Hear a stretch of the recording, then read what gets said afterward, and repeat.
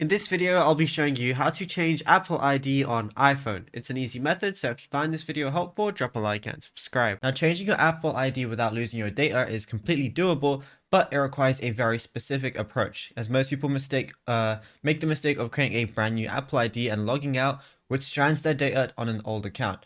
So the best method is to change the email address associated with your current Apple ID. This preserves all your purchases, photos, contacts, and app data because the account itself never changes, only the name does. So what you want to do is before you change anything, you need to ensure your data is safe and your devices don't get locked out. So what we want to do firstly is go to our settings, click your name at the very top, then go to iCloud, then go over to iCloud Backup. And then once you go ahead and click on it, what you want to do is firstly go ahead and tap backup now and make sure backup iPhone is on. Now mine is currently off because I don't have enough space on my iPad storage. So just make sure that you definitely do. Then make sure the new email address you want to use is active, accessible, and has never been used for an Apple ID before.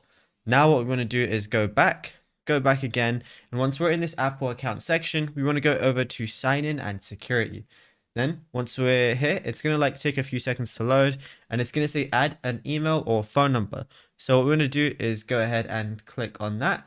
And then it's going to show you that you can add an existing one, a new iCloud email address or anything like that. Before we do that though, click on your main email and right now it's primary email. So what I want to do is I'm going to turn off this primary email and then I'm going to go over to add email or phone number. Then I'm going to add a new email address right here. And then what I'm going to be able to do is once the new email address is added, go to my previous email and remove from account at the very bottom.